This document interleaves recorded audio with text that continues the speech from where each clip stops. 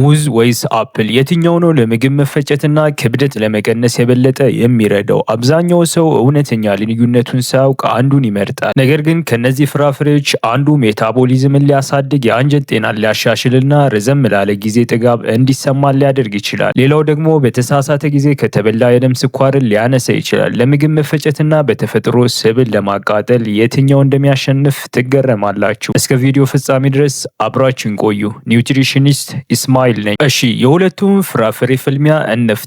ሙዝ ወይስ አፕል? ለአንጀትና የሆድ ስብን ለማጥፋት ሻምፒዮኑ የትኛው ነው? ለምግብ መፈጨት የቱን ትመርጣላችሁ? ከሙዝ ስንጀምር እሱ ለስላሳ ኦፕሬተር ነው። በሚሟሟ ፋይበር የተሞላም ነው። የምግብ መፍጫ ቱቦን ያረጋጋል። እንዲሁም ጠቃሚ የአንጀት ባክቴሪያዎች የሚመግብ ተፈጥሯዊ ፕሮባዮቲክ ነው። ሆዳችሁ ሴንሲቲቭ ከሆነ ወይም ምግብ በእርጋታ እንዲፈጭ የምትፈልጉ ከሆነ ሙዝ የእናንተ ምርጫ ይሆናል። በሌላ በኩል ደግሞ አፕል አለ። አፕል ሆድ ማጽጃ ነው። ዋናው ኮከቡ ፔክቲክ የተባለ ፋይበር ሲሆን በአንጀታችን ውስጥ እንደ ጄል ሆኖ ይሰራል። ቆሻሻ እንዲወገድና ሰገራ እንዲበዛ ያደርጋል። ስለዚህ ሁለቱም በምግብ መፍጨት በኩል እኩል ናቸው። በተለያዩ መንገዶች ይረዱናል። ሙዝ ረሃብን ለማረጋጋት፣ አፕል ደግሞ ሆድን ለማጽዳት። ለክብደት መቀነስስ የቱ የተሻለ ነው? አፕል እርጥበትን በከፍተኛ መጠን ይይዛል። 85% የሚጠጋው ውሃ ነው። በትንሽ ካሎሪ እንድንጠግብ ያግዘናል። አፕልን ስንበላ ያለው ድምፅ ደግሞ ቀስ ብለን እንድንበላው ያደርገናል። ይህም አእምሯችን የመጥገብ ስሜት እንዲሰማን ያደርጋል። ሙዝ የኃይል ንጉስ ነው። በካሎሪ ትንሽ ከፍ ያለ ነው፣ ነገር ግን ረዘም ላለ ጊዜ የመጥገብ ስሜት እንዲሰማን በሚያደርግ ስታርች የተሞላ ሲሆን የደም ስኳር በመቆጣጠር የምግብ ፍላጎትን ይቀንሳል። ክብደት በመቀነስ ሂደትም ሁለቱም እንደገና እኩል ናቸው። አፕል ዝቅተኛ ካሎሪ ያለው ትልቅ መጠን ያለው መክሰስ ነው። ሙዝ ደግሞ ረሃብን የሚያረጋጋ ዘላቂ ኃይል ሰጪ ነው። የመጨረሻው ፍርድ ሁለቱንም በመቃየር ተጠቀሙ።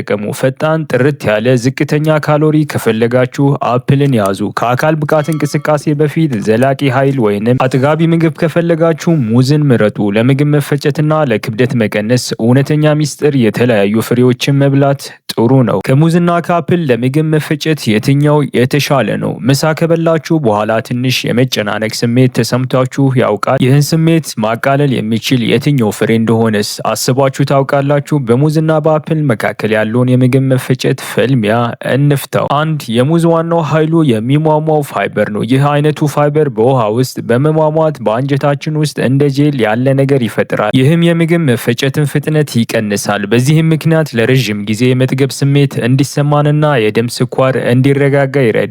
እንዲሁም ፕሮባዮቲክ ነው፣ ማለትም ለጥሩ አንጀት ባክቴሪያ ምግብ ነው። የሚመከረው ሴንሲቲቭ ሆድ ላለው ሰው እፎይታን ይሰጣል። ሁለት አፕል። የአፕል ሚስጥራዊው መሳሪያው ፔክቲን የተባለ የተወሰነ የሚሟሟ ፋይበር ነው። ነገር ግን ከቅርፊቱ የማይሟሟውን ፋይበር እናገኛለን። በአፕል ውስጥ የሚገኘው ፔክቲን ጄልን ይፈጥራል። የማይሟሟው ፋይበር ደግሞ እንደ ብሩሽ ሆኖ ያገለግላል። አንጀታችንን በማጽዳት ነገሮችን ያፋጥናል እናም የሆድ ድርቀትን ይከላከላል። አንጀትን ለማጽዳት በጣም ጥሩ ነው። ታዲያ ከሁለቱ የትኛው በፋይበር የበለጸገ ነው? እኩል ናቸው፣ ግን ሁለቱም የተለያየ ስራ አሏቸው። አንጀትን ለማረጋጋት ሙዝን ምረጡ። አንጀትን ለማጽዳትና ለማፋጠን አፕልን ምረጡ። በደም ስኳር ላይ ያላቸው ተጽዕኖስ? መክሰስ ከበላችሁ በኋላ ድንገተኛ የኃይል ማሽቆልቆል ስሜት ተሰምቷችሁ ያውቃል? የደም ስኳር እያናገራችሁ ነው። በሁለቱ ፍራፍሬዎች በሙዝና በአፕል መካከል ያለውን የግላይሴሚክ ፍልሚያ እንመልከት። ሙዝ ፈጣን የኃይል ምንጭ ነው። የበሰለ ሙዝን እንደ ሮኬት ነዳጅ አስቡት፣ በተለይም ጠቃጠቆ ሲሆንና በጣም ሲበስል። ከመካከለኛ እስከ ከፍተኛ የሆነ ግላይሴሚክ ኢንዴክስ አለው። ስለዚህ ስኳሮቹ በፍጥነት ወደ ሰውነታችን ይሰራጫሉ። ይህም ወደ ፈጣን የደም ስኳርና ኢንሱሊን መጨመር ያመራል። ችግሩ ያ ፈጣን የስኳር ጭማሪ አንዳንድ ጊዜ ወደ ፈጣን ማሽቆልቆል ሊያመራ ይችላል። ይህም በቶሎ እንደገና ረሃብ እንዲፈጠር ያደርጋል። ጠቃሚ ምክር፣ ትንሽ አረንጓዴ የሆነ ሙዝን ብሉ። ብዙ ያልበሰለ ሙዝ ውስጥ ያለው ስታርች ልክ እንደ ፋይበር ሆኖ ይሰራል። ይህም ስኳር ቀስ ብሎ እንዲለቀቅ ያደርጋል። አፕል ደግሞ የተረጋጋ የኃይል ምንጭ ነው። አፕል ቀስ ብሎ የሚነድ ግንድ ነው። ዝቅተኛ የሆነ ግላይሴሚክ ኢንዴክስ አለው። በከፍተኛ የፋይበር ይዘቱ በተለይም የሚሟሟው ፋይበር በአንጀታችን ውስጥ ስኳሮችን የሚያጠምድና ቀስ በቀስ እንዲለቀቁ የሚያደርግ ጄልን ይፈጥራል። ውጤቱ ቀርፋፋና የተረጋጋ የኃይል ፍሰት እንዲፈጠር ያደርጋል። ይህም ለረጅም ጊዜ ጥጋብ፣ ትኩረት እንዲኖረንና ከምግብ ፍላጎት ነፃ እንድንሆን ያደርጋል። ታዲያ የደም ስኳር ጦርነቱን የሚያሸንፈው ማን ነው? ውሳኔው የተከፈለ ነው። ከአካል ብቃት እንቅስቃሴ በፊት ፈጣን ኃይል ከፈለጋችሁ ሙዝ የእናንተ ትክክለኛ ምርጫ ነው። ዘላቂና የተረጋጋ ኃይል ከፈለጋችሁ አፕል ምንም ተከራካሪ የሌለው ሻምፒዮን ነው። ከሙዝና ከአፕል በተመጣጠነ ምግብ ይዘቱ የትኛው ይበልጣል? ለሁለቱ ፍራፍሬዎች ፍልሚያ ዝግጁ ናችሁ? ለተመጣጠነ ምግብና ለካሎሪ መጠን ሙዝንና አፕልን በአጉሊ መነጽር ስር እንመልከታቸው። በካሎሪ መጠኑ የበለጠ ጥቅም የሚሰጠን የትኛው ነው? በዚህ ጥግ ሙዝ አለ። ሙዝን እንደ ኃይል ማከማቻ መጋዘን አድርጋችሁ አስቡት። በካሎሪ መጠኑ ትንሽ ከፍ ያለ ነው። ማለትም ከአንድ አፕል ይልቅ በአንድ ፍሬ ሙዝ ውስጥ ብዙ ካሎሪዎች አሉ። ግን ይህ ጥሩ የሆነው ለምን እንደሆነ እንመልከት። ለደም ግፊትና ለነርቭ ተግባር ልዕል ኮከብ የሆነው ፖታሲየም እና ለሜታቦሊዝም ቫይታሚን ቢ6 በውስጡ ተጭኗል። በተጨማሪም ጥጋብ እንዲሰማን እንደ ፋይበር የሚሰራ ተከላካይ ስታርቾች ይዟል። በተለይ ትንሽ አረንጓዴ ሲሆን የሚመከረው ከአካል ብቃት እንቅስቃሴ በፊት ለሚያስፈልግ ኃይል ወይንም ለዘላቂና ፈጣን ኃይል አስፈላጊ ነው። በዚህ ጥግ ያለው ደግሞ አፕል ነው። እርጥበትን አዘል ጀግና። አፕል የዝቅተኛ ካሎሪ መጠን ሻምፒዮን ነው። ወደ 85% የሚጠጋው ውሃ ነው። ይህም ማለት በትንሽ ካሎሪ ትልቅ ጥርት ያለና አጥጋቢ መጠን እናገኛለን ማለት ነው። አፕል ውስጥ ያለው ፔክቲን የተባለ ፋይበር ሲሆን ለአንጀታችን ጤና ኮከብ ነው። በተጨማሪም የሰውነት መቆጣትን የሚዋጋ አንቲኦክሲዳንት የበዛበት ነው። አብዛኛው ፋይበርና ንጥረ ነገር በቆዳ ውስጥ ይገኛል። የሚመከረው ካሎሪዎችን እየተቆጣጠሩ ጥጋብና እርካታ እንዲሰማችሁ ከፈለጋችሁ አፕልን ተመገቡ። የመጨረሻው ፍርድ ነዳጅና ማዕድን ከፈለጋችሁ ሙዝን ምረጡ። እርጥበትና ፋይበር ከፈለጋችሁ ደግሞ አፕልን ምረጡ። ለአንጀት ጤና ከሙዝና ከአፕል የትኛውን ትመርጣላችሁ? እራሳችሁን እየመገባችሁ ነው ወይስ በአንጀቶቻችሁ ውስጥ ያሉትን ስፍር ቁጥር የሌላቸው ትናንሽ እንግዶችን እየመገባችሁ ነው? ለአንጀት ጤና ሙዝና አፕል እንዴት እንደሚቆሙ እንመልከት። በዚህ ጥግ ያለው ሙዝ ነው፣ የአንጀት አትክልተኛው። ሙዝ ለጥሩ የአንጀት ባክቴሪያ እንደ ማዳበሪያ አድርጋችሁ አስቡት። ሙዝ ለፕሮባዮቲክ በተለይም ኢንሱሊንና ተከላካይ ስታርች የተባሉ የፋይበር አይነቶች ምርጥ ምርጫ ነው። በተለይ ትንሽ አረንጓዴ በሆነ ሙዝ ውስጥ እነዚህም ፕሮባዮቲክስ ሰውነታችን መፍጨት አይችልም። ይልቁንም ጠቃሚ ባክቴሪያዎች ወደሚመገቡበት ወደ ትልቁ አንጀታችን ይጓዛሉ። ይህ ጥሩ ባክቴሪያዎች እንዲባዙ መጥፎዎቹ እንዲያስወግድና የሰውነት መቆጣትን የሚቀንሱና የአንጀት ሽፋንን የሚያጠናክሩ አጭር ሰንሰለት ያላቸውን ፋቲ አሲዶችን እንዲመረቱ ያደርጋል። አፕል ደግሞ የአንጀት ማጽጃ ነው። አፕል የጽዳት ዋና ባለሙያ ነው። ለዋናው ኮከቡ ፋይበር ፔክቲን ምስጋና ይግባው። ይህ በአንጀቶቻችን ውስጥ እንደ ጄልና መጥረጊያ የሚሰራ ኃይለኛ የሚሟሟ ፋይበር ነው። ፔክቲን የሰገራ መጠንን ይጨምራል። ጠቃሚ የአንጀት ባክቴሪያ የአንጀት ሽፋን ሴሎች ዋና ነዳጅ የሆነው ፋቲ አሲድ እንዲፈጠር ያደርጋል። ይህም የአንጀት ግድግዳን ለመጠገንና ለመጠበቅ ይረዳል። ታዲያ ለአንጀት ጤና ዋንጫው የሚገባው ለማን ነው? እኩል ናቸው። ሙዝ የጥሩ ባክቴሪያዎች ሰራዊትን ይመግባል።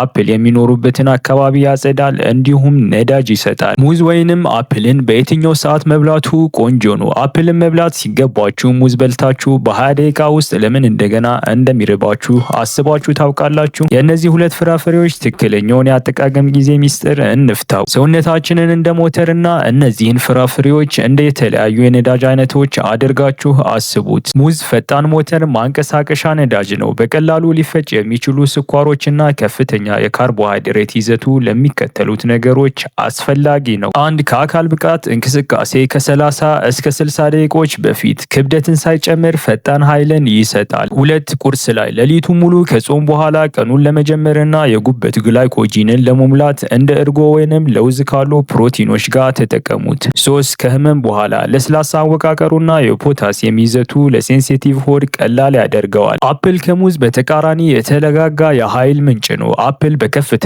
ፋይበርና የውሃ ይዘቱ ለሚከተሉት ተስማሚ ምርጫ ያደርገዋል። 1 በምግብ መካከል የምግብ ፍላጎት ሲከሰት የአፕል ጥርት ያለው ፔክቲን ፋይበር ከሙዝ የበለጠ ለረጅም ጊዜ ጥጋብ እንዲሰማን ያደርጋል። ይህም ጤናማ ያልሆኑ መክሰሶችን እንድናስወግድ ይረዳናል። 2 ከምሳ ጋር ለምግባችሁ ተጨማሪ ፋይበርን ይሰጣል። የደም ስኳርን ያረጋጋል፣ እናም ከምሳ በኋላ ያለውን ድካም ይከላከላል። 3 ምሽት ላይ ከራት በኋላ ትንሽ ጣፋጭ ነገር ከፈለጋችሁ በጣም ጥሩና ዝቅተኛ ካሎሪ ያለው አጥጋቢ ምርጫ ነው። አፕል ማለት ቀስ ብሎ የሚቃጠል ግንድ ነው። ኃይልን ለማስቀጠልና የምግብ ፍላጎትን ለመቆጣጠር በጣም ይጠቅማል።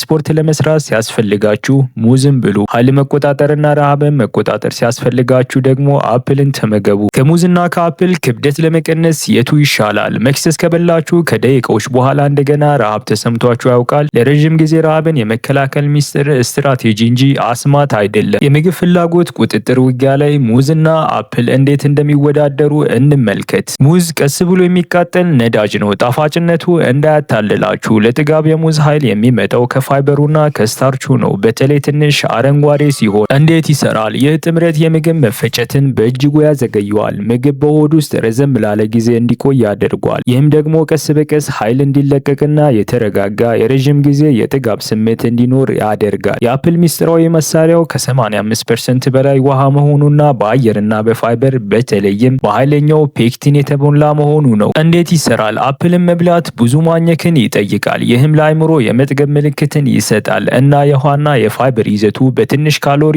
ሆድን ይሞላል። ይህም ወዲያውኑ የመጥገብ ስሜትን ይፈጥራል። የሚመከረው በምግብ መካከል የሚመጣውን ድንገተኛ የረሃብ ስሜት ለማጥፋትና የምግብ ፍላጎትን የሚያቆም መክሰስ ነው። በአመጋገባችሁ ውስጥ ሁለቱም ያስፈልጋሉ። ለሰዓታት እንዲቀጥል የሚያደርግ የረዥም ጊዜ የተረጋጋ ነዳጅ ስትፈልጉ ሙዝን ተመገቡ። አንድ የምግብ ፍላጎት ወዲያውኑ ለማቆም ስትፈልጉ አፕልን ተመገቡ።